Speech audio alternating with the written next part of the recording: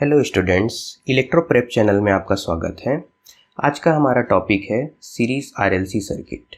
इस series RLC circuit के लिए voltage, current, impedance, power factor, इसके अलावा इम्पीडेंस ट्रायंगल, पावर ट्रायंगल और उनके इक्वेशन, इसके बारे में आज हम लोग सीखेंगे और इसके ऊपर बेस्ड सारे एमसीक्यूज़ भी आज हम लोग सॉल्व करेंगे।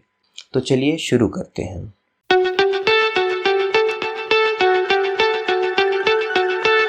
तो दोस्तों, ये है हमारा आरएलसी सर्किट, जिसमें एक रेजिस्टेंस, एक इंडक्टेंस और एक कैपेसिटेंस तीनों ही आपस में सीरीज़ में कनेक्टेड होते हैं।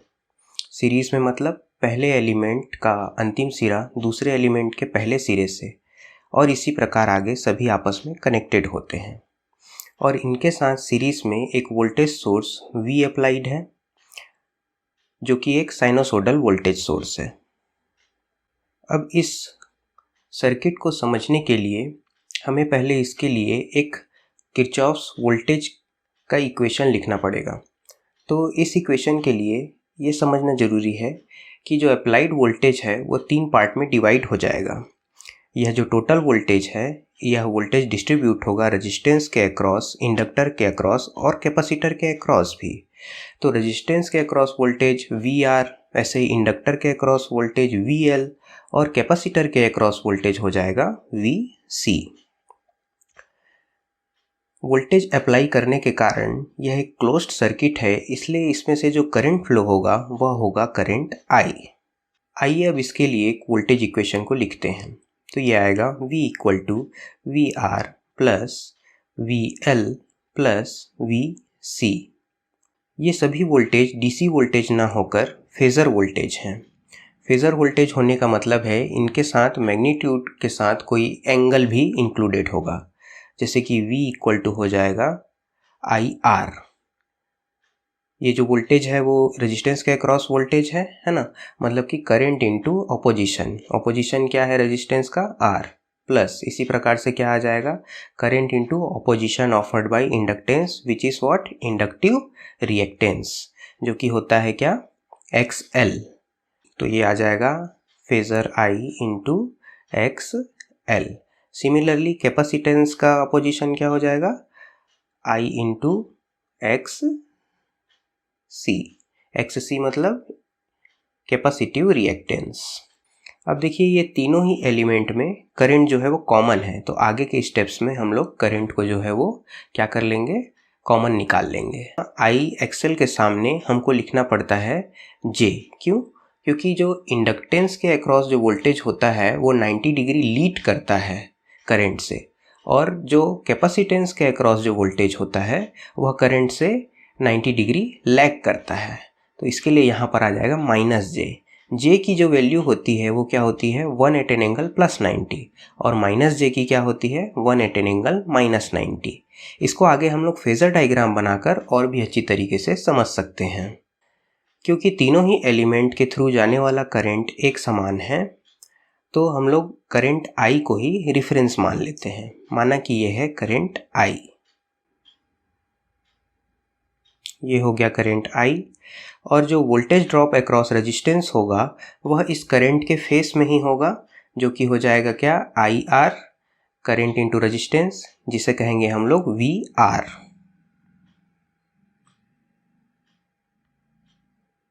इस पॉइंट से लेके ये जो डिस्टेंस होगा वो होगा क्या?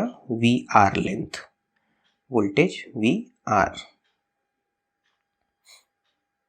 इसी प्रकार से IXL जब हमको बनाना होगा तो वो क्या होगा? करंट से 90 डिग्री लीड करेगा, जो कि किसकी प्रॉपर्टी है? इंडक्टेंस की प्रॉपर्टी के अनुसार होगा, है ना। हो जाएगा 90 डिग्री लीडिंग IXL, यानी कि वोल्टेज अक्रॉस इंडक्टेंस VL। इसको थोड़ा मिला देते हैं। ये हो गया दोस्तों VL।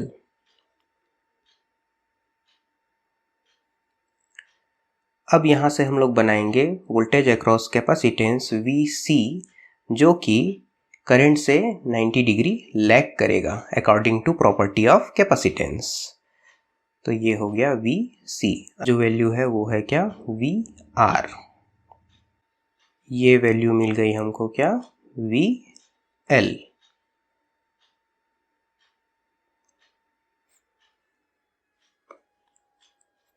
और ये हो गया हमारा VC। इस चीज़ को हम लोग इक्वेशन में भी देख सकते हैं कि VL और VC एक दूसरे के अपोजिट हैं। अब यह जो वोल्टेज VC है उसको VL में से घटाएंगे, तो इसका लेंथ लगभग इतना आएगा। इसको हम लोग यहाँ से घटा रहे हैं। यह वैल्यू भी VC के बराबर ही है।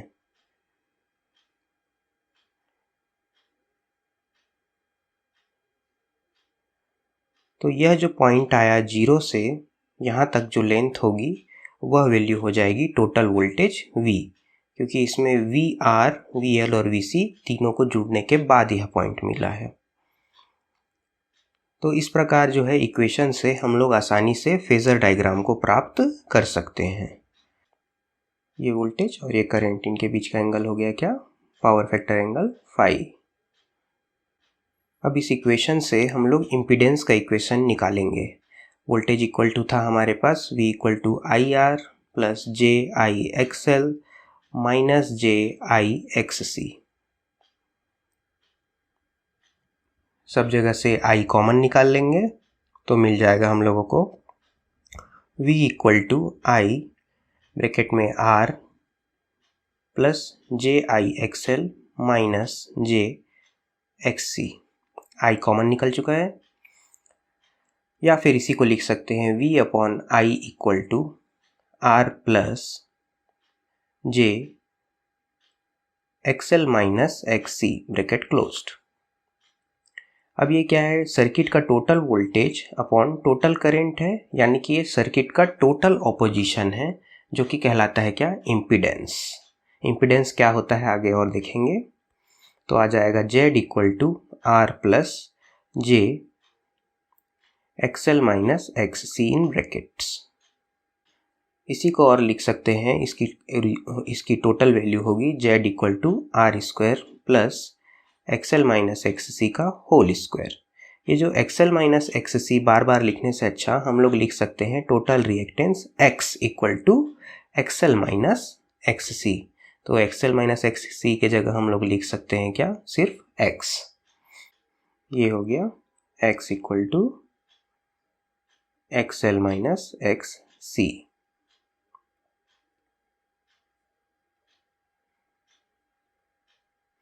ये इम्पॉर्टेंट फॉर्मूला हो गया इम्पीडेंस Z के लिए, जो कि AC सर्किट का टोटल इम्पीडेंस होता है। इसका मात्रक भी ओम होता है, जैसे कि किसी रेजिस्टेंस या रिएक्टेंस का होता है वैसे ही। XL है इंडक्टिव रिएक्टेंस 2πfL, जहाँ F क्या है, सप्लाई फ्रीक्वेंसी। XC क्या है, XC इक्वल टू 1/2πfC, जहाँ F सप्लाई फ्रीक्वेंसी है, C कैपेसिटेंस है। इसका मात्रक भी क्या होता है, ओम ही होता है, हम जानते हैं। ये ट्रायंगल एक वोल्टेज ट्रायंगल है, जिसका बेस क्या है, वोल्टेज अक्रॉस रेजिस्टेंस, और इसका जो परपेंडिकुलर है वो क्या है, voltage across reactance, XL minus XC के अक्रॉस रिएक्टेंस वोल्टेज, और इसका जो कर्ण है वो क्या है, टोटल वोल्टेज V है। जो वोल्टेज ट्रायंगल मैंने हाईलाइट किया है उसमें हम क्या कर देंगे, करंट से डिवाइड कर देंगे, क्योंकि वोल्टेज ट्रायंगल है और वोल्टेज अपॉन करंट आएगा तो हमको क्या मिल जाएगा, सर्किट का इम्पीडेंस ट्रायंगल, है ना। जैसे V अपॉन I है तो हमको मिल जाएगा Z, VR अपॉन I है तो रेजिस्टेंस, और VL minus VC upon I है तो हमको मिल जाएगा क्या, XL माइनस XC या फिर X।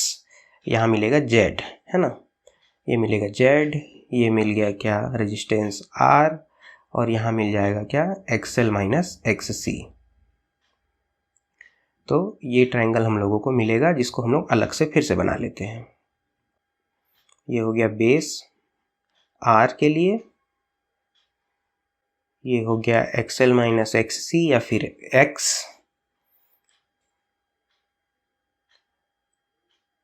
और ये हो गया Z।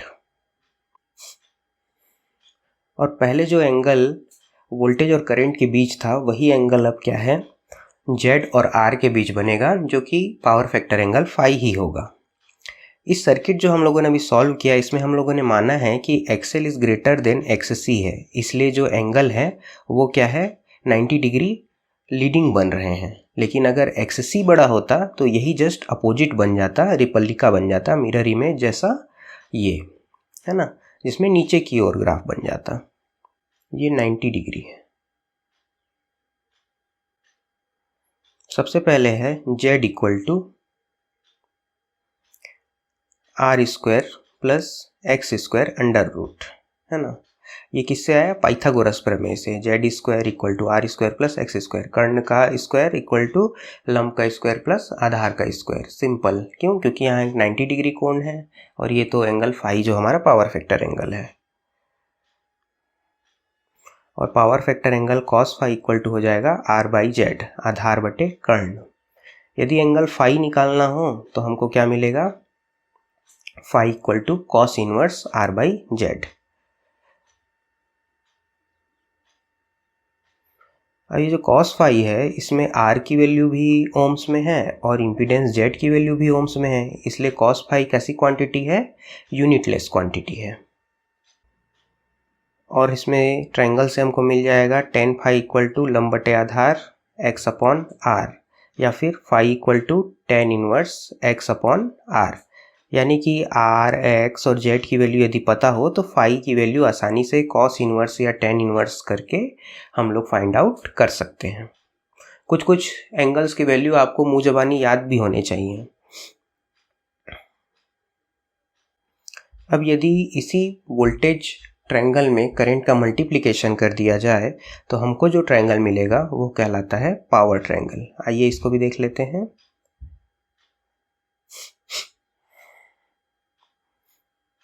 ये total voltage into total current, इससे हम लोगों को मिल जाएगा क्या, टोटल पावर, जो कि जिसको हम लोग एस से डिनोट करते हैं। ये हो गया हमारा total power is equal to S. इसमें यदि करंट का मल्टीप्लाई करेंगे तो हमको इमेजिनरी पावर मिलता है, जो कि जिसको डिनोट करते हैं क्यू से। और बेस में है रेजिस्टेंस, तो यहाँ पर होगा पावर लॉस या फिर एक्टिव पावर, जिसको डिनोट करते हैं पी से, है ना। पाइथागोरस के नियम से फिर से आ जाएगा S square equal to P square plus Q का स्क्वायर, या फिर S equal to P square plus Q square under root.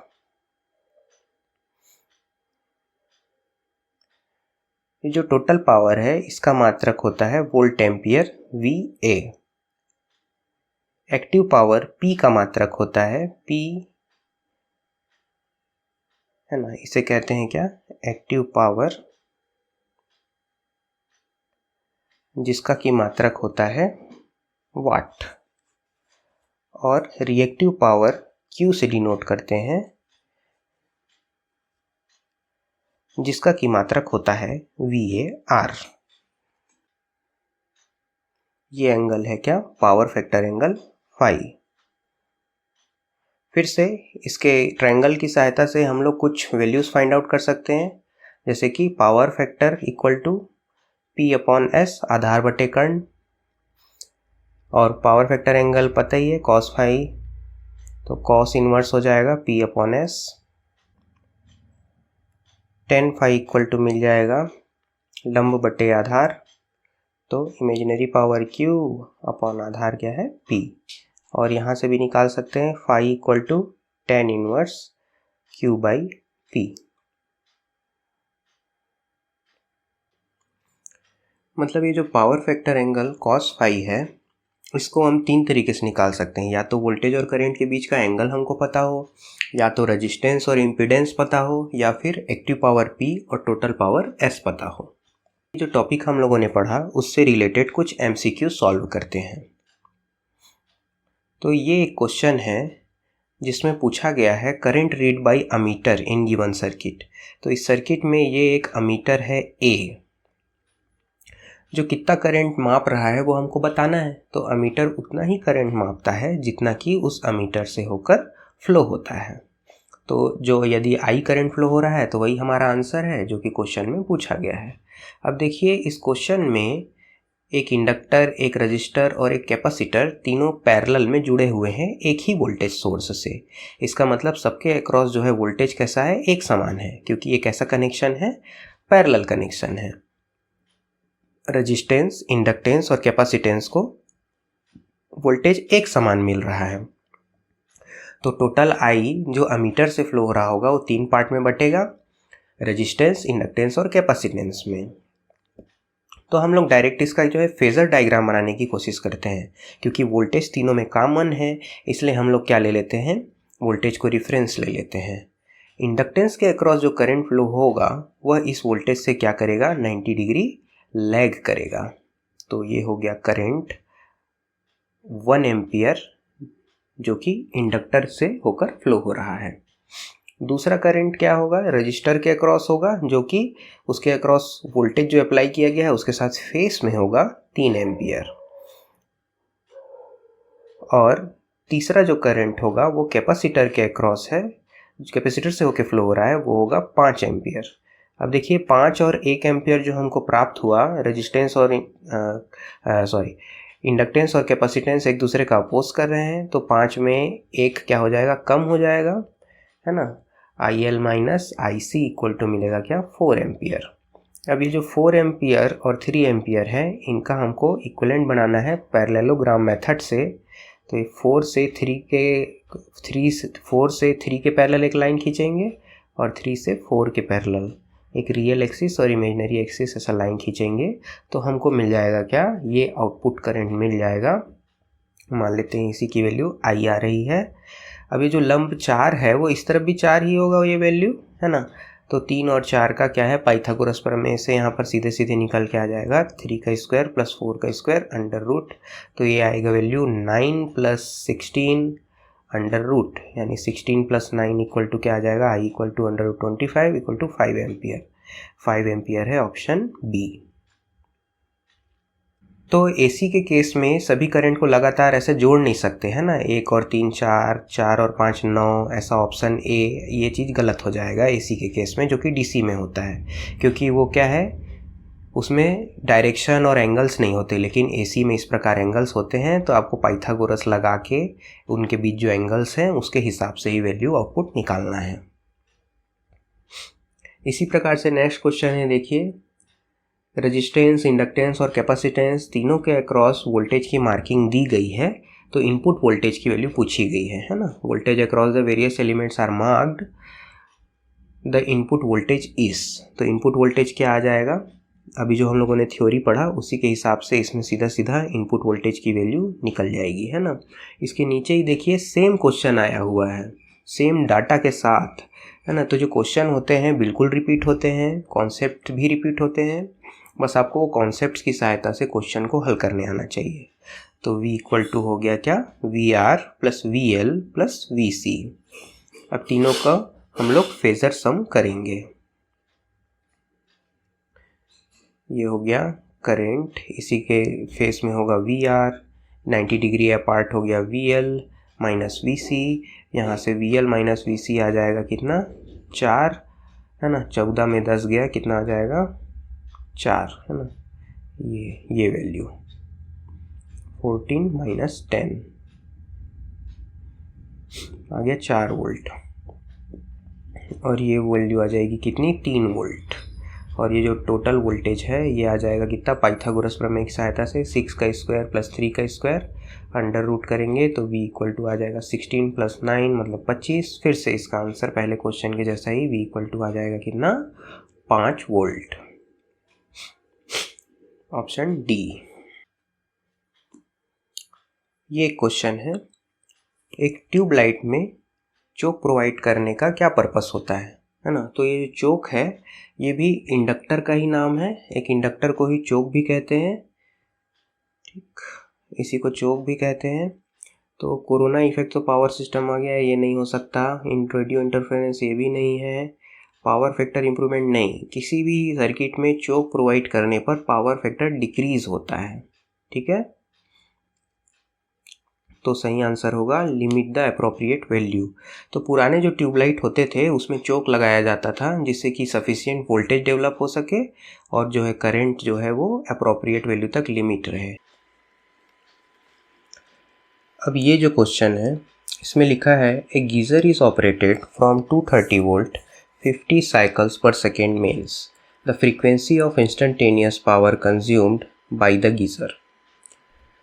Instantaneous power consumed by geyser है ना। तो सबसे पहले तो गीज़र जो होता है वो एक प्रकार का रेजिस्टिव लोड है। इसी प्रकार से जो बल्ब हैं वो बल्ब भी क्या है, रेजिस्टिव लोड होते हैं। तो सबसे पहले हमको ये समझना है कि ये जो क्वेश्चन है वो एक्चुअल में रेजिस्टिव लोड का क्वेश्चन है। ठीक है, अब इसमें जो डाटा दिया है, वोल्टेज दिया है और फ्रीक्वेंसी दी गई है साइकिल्स पर सेकेंड, है ना। Cycles per second, cycles per second क्या होता है, हर्ट्स। मतलब हमारी फ्रीक्वेंसी दी गई है। सप्लाई फ्रीक्वेंसी कितनी है, सप्लाई फ्रीक्वेंसी क्वेश्चन में गिवन है, supply frequency equal to 50 hertz. अब हमको कैलकुलेट करने को क्या बोला है, कंज्यूम्ड पावर की फ्रीक्वेंसी। तो पावर की फ्रीक्वेंसी एक रेजिस्टिव साइकिल के लिए 2 टाइम्स हो जाती है इनपुट के। तो कंज्यूम्ड फ्रीक्वेंसी या फिर आउटपुट पावर की फ्रीक्वेंसी कितनी हो जाएगी, 2 इंटू 50 मतलब कि 100।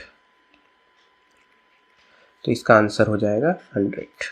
ठीक है, अब नेक्स्ट क्वेश्चन देखते हैं।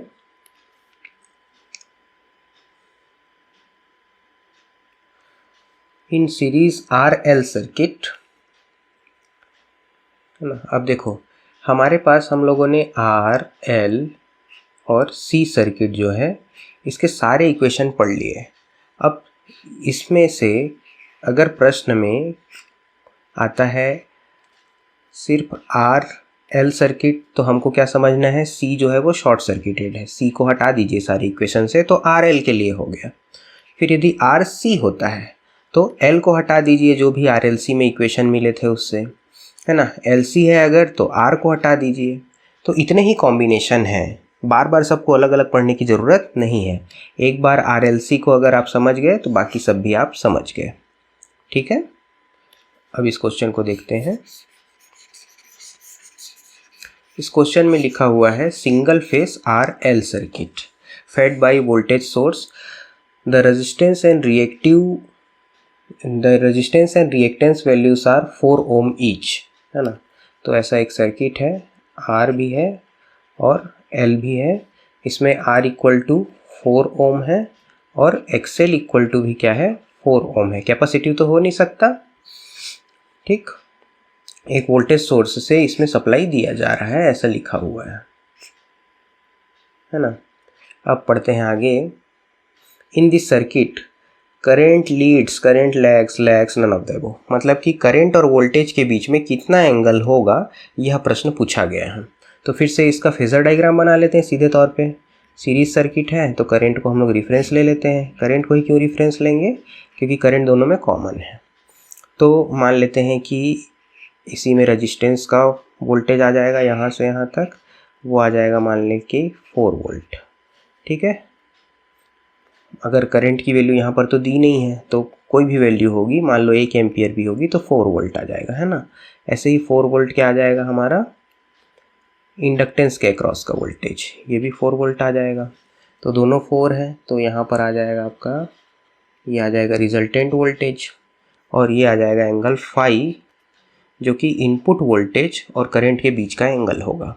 अब ये एंगल कैसे निकलेगा, फाई इक्वल टू हो जाएगा tan इनवर्स लंब बटा आधार 4/4, है ना। तो आ जाएगा क्या, phi equal to tan inverse 1। तो फाई इक्वल टू आ जाएगा 45 डिग्री।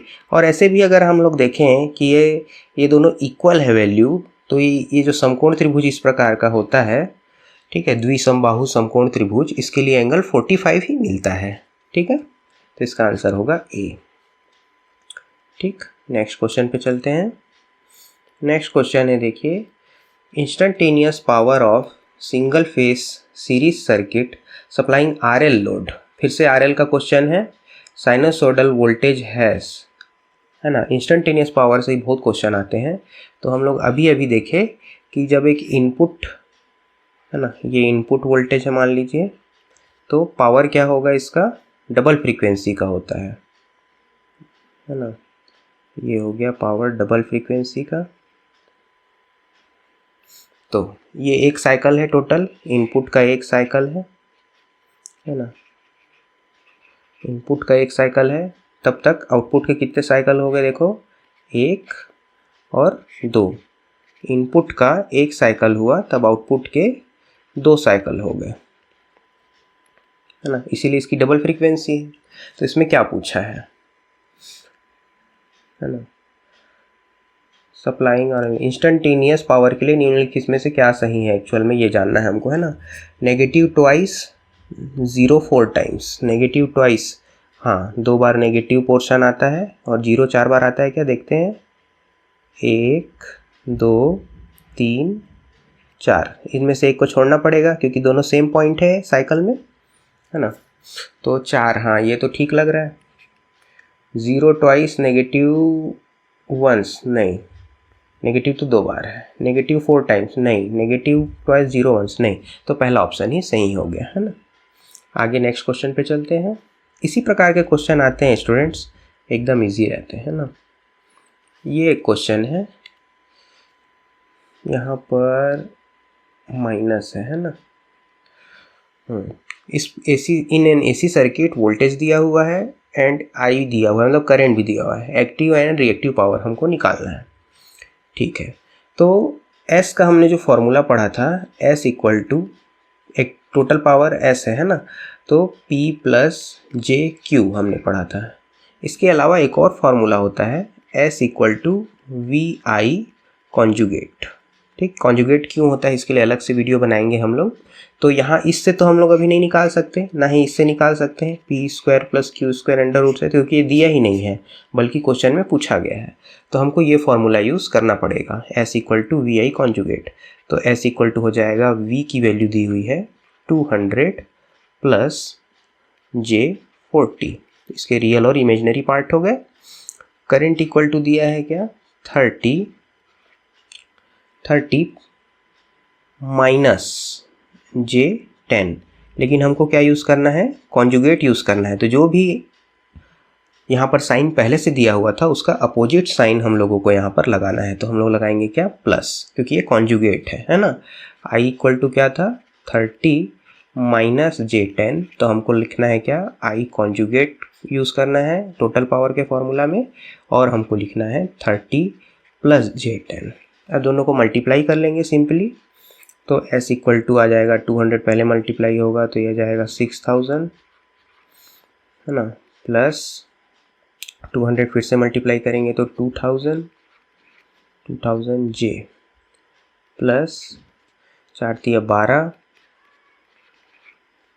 प्लस ये 4 का करेंगे तो 400, है ना, J का स्क्वायर इंटू 400। तो J² की वैल्यू होती है -1, तो इसको फिर से लिख लेते हैं, है ना, रियल को अलग लिख लेते हैं। 6000,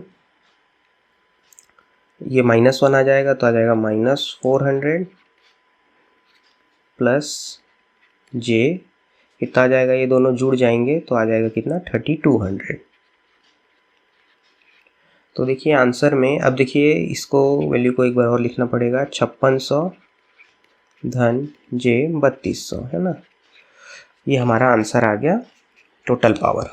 तो 5600 वाट होगा और ये होगा VAR, क्योंकि S का जो रियल पोर्शन है वो क्या है, P है, जो कि ये हो गया, है ना, और क्या है ये Q है, J के साथ जो होगा वो Q होगा, वो होगा 3200। तो ऑप्शंस में मिला लेते हैं, 5600 और 3200, ये हमारा आंसर है ना। लेकिन यहाँ एक शब्द और लिखा हुआ है, इंडक्टिव या कैपेसिटिव, ठीक है। तो यहाँ पर ये चीज़ हम लोगों को देखना पड़ेगा, इंडक्टिव या कैपेसिटिव। तो इसका फेजर डायग्राम जो होगा वोल्टेज का, ये होगा इस तरफ रियल और इधर होगा इमेजनरी। तो इसमें वैल्यू जो है दोनों पॉजिटिव है। मान लो यहाँ पर 200 आता है वोल्टेज के लिए और यहाँ पे आता है 40, तो ये होगा हमारा वोल्टेज यहाँ पर, है ना। तो मान लेते हैं कि वोल्टेज यहाँ पे आ गया। तो करंट के लिए कैसा वैल्यू दिया है, करंट के लिए दिया हुआ है माइनस, है ना। तो माइनस दिया है मतलब 30 माइनस J10, तो मान लेते हैं 10 यहाँ पे आता है और 30 इधर आता है, तो यहाँ कहीं आएगा। तो ये क्या कर रहा है, वोल्टेज से लैग कर रहा है। तो इसका आंसर आएगा क्या, कैपेसिटिव ना होकर क्या आ जाएगा, इंडक्टिव। ठीक है, ये एक क्वेश्चन है। इन RL series circuit the phase difference between applied voltage and circuit current will increase. RL circuit ले लेते हैं एक, ये हो गया RL सर्किट। अब इसमें हम लोगों ने इनपुट लगाया, जितना भी बोला है, कुछ बोला है क्या, नहीं बोला है, ठीक है, मतलब कॉन्सेप्चुअल क्वेश्चन है।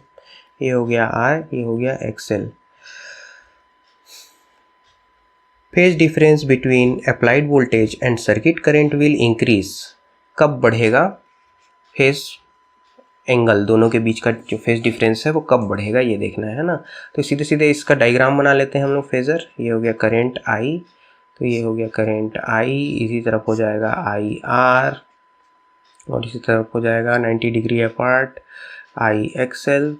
दोनों को मिलाएंगे तो VR प्लस VL, ये VL के बराबर है, ये VR के बराबर है, दोनों जुड़ के हमको मिल जाएगा क्या, V। अब यहाँ पर एंगल कहाँ पर है, एंगल है अपना ये फाई, इसके बारे में पूछा है। Angle will increase if XL is increased. हाँ, एक्सएल की वैल्यू अगर ज़्यादा होती, मान लो यहाँ से और ज़्यादा होती एक्सएल की वैल्यू, तो उसको बना के देख लेते हैं हम लोग। एक्सएल की वैल्यू कहाँ गया, हाँ, एक्सएल की वैल्यू हम लोग बढ़ा के देख लेते हैं। यहाँ से ऐसे बढ़ा लेते हैं। यदि एक्सएल की वैल्यू अगर यहाँ बना देता मैं, तो एक्सएल की वैल्यू बढ़ गई, तो क्या हमारा एंगल बढ़ गया, हाँ, ठीक है। तो पहला ही इसका आंसर है। यदि एक्सएल बढ़ जाए तो आर बढ़ जाए तो कुछ फ़र्क पड़ेगा क्या, आर बढ़ेगा तो, यदि आर बढ़ाते आगे तो नहीं, आर बढ़ाने से फ़र्क नहीं पड़ेगा, है ना।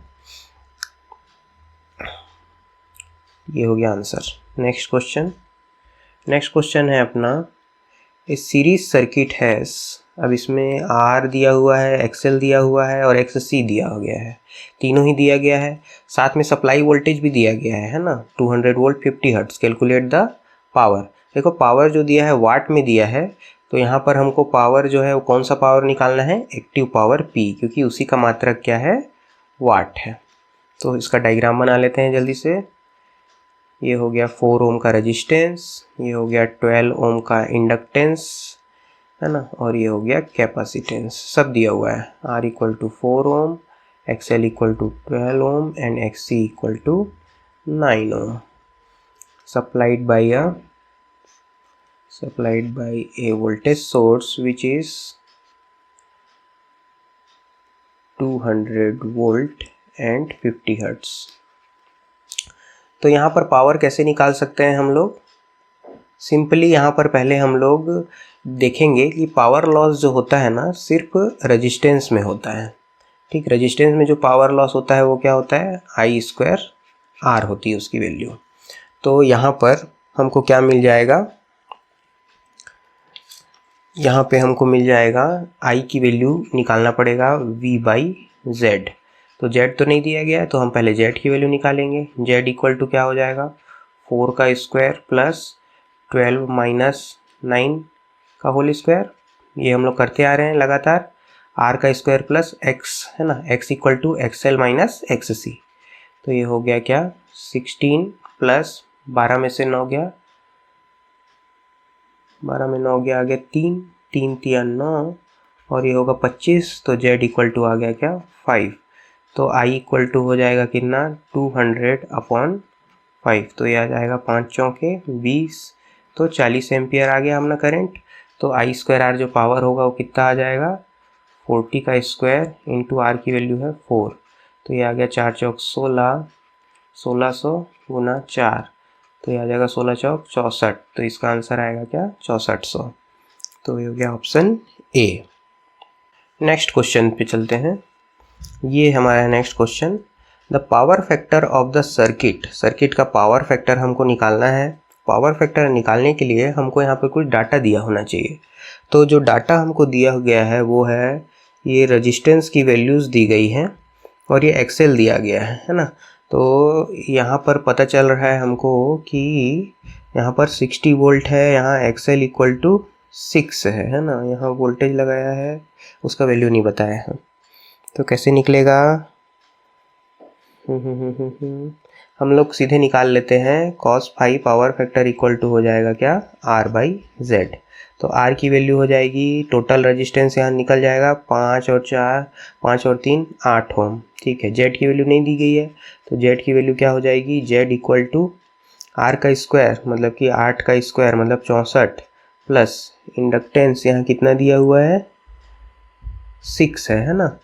तो 6 है तो ये आ जाएगा 6 × 36, 64 और 36 हो गए 100, तो √100 की वैल्यू आ गई 10 ओम है ना। तो cos फाई इक्वल टू आ जाएगा क्या? R equal to 8.10 equal to 0.8 है क्या? हाँ, और ये लैगिंग ही होगा, क्यों? क्योंकि यहाँ कैपेसिटेंस है ही नहीं, इंडक्टेंस वगैरह है, तो ये हो जाएगा लैगिंग। तो आंसर आ गया डी। नेक्स्ट क्वेश्चन है, power factor of an AC circuit is given by, इसको तो तुरंत लगाना है आपको, R/Z। ठीक, in a 10 microfarad if a 10 microfarad capacitor is connected to a voltage source दिया हुआ है और कैपेसिटेंस की वैल्यू दी गई है, दोनों को कनेक्ट किया गया है ना। तो करंट थ्रू कैपेसिटर कितना होगा? तो करंट थ्रू कैपेसिटर का फॉर्मूला होता है ना, बेसिक वाले में हम लोग पढ़े थे, IC इक्वल टू होता है CdV/dt, जहाँ V क्या है? अप्लाइड वोल्टेज, और C क्या है? कैपेसिटेंस।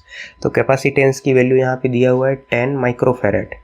10 माइक्रो मतलब 10⁻⁻6 मल्टीप्लाई बाई d/dt।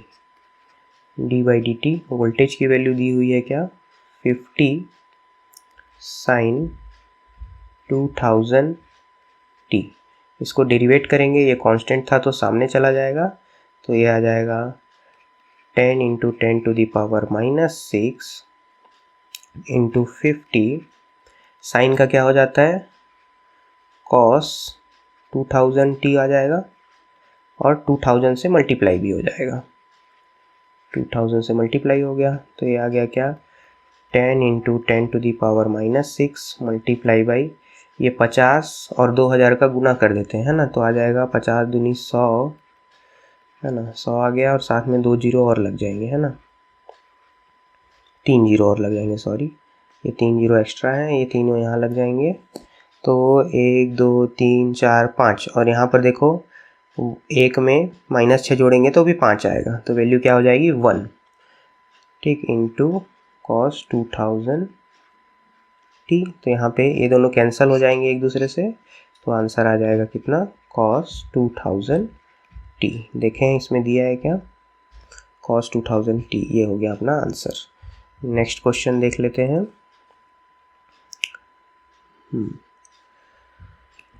लिखता है, the rate of change of current in a 4 Henry inductor. एक इंडक्टर है जो कि कितना हेनरी का है? 4 हेनरी का है, 4 हेनरी का है, और इस 4 हेनरी के इंडक्टर से करंट जो फ्लो हो रहा है, उस करंट का रेट ऑफ चेंज है कितना? यहाँ से फ्लो हो रहा है 2 ampere per second. 2 ampere per second. Voltage across inductor हमको याद करना है। तो वोल्टेज अक्रॉस इंडक्टर का सिंपल सा फॉर्मूला है VL equal to L di/dt, है ना। बेसिक वाला वो वीडियो अगर नहीं देखे होंगे तो इसके नीचे मैं लिंक आपको शेयर कर दूंगा, जिससे ये सब सिंपल क्वेश्चंस आपसे बन जाएंगे, है ना। L की वैल्यू है 4, di/dt दिया हुआ है 2, तो आंसर आ गया क्या? 8। तो इसका आंसर आ गया 8। ठीक, EMF induced in a coil, simple सी वीडियो से बन जाएगा ये क्वेश्चन, -N dφ/dt। तो इस प्रकार हमारे सारे क्वेश्चन जो है वो कंप्लीट हुए। जो भी जितना हम लोगों ने पढ़ा है उसके अकॉर्डिंग इतने ही क्वेश्चन आए हुए हैं पहले क्वेश्चन पेपर में। इसके अलावा भी कोई क्वेश्चन आपको नहीं बनता है तो प्लीज़ उसको हमारे साथ शेयर करिए, है ना। हमारे चैनल का कंटेंट आपको पसंद आ रहा है तो इसे लाइक, शेयर और सब्सक्राइब करिए, है ना। Thank you.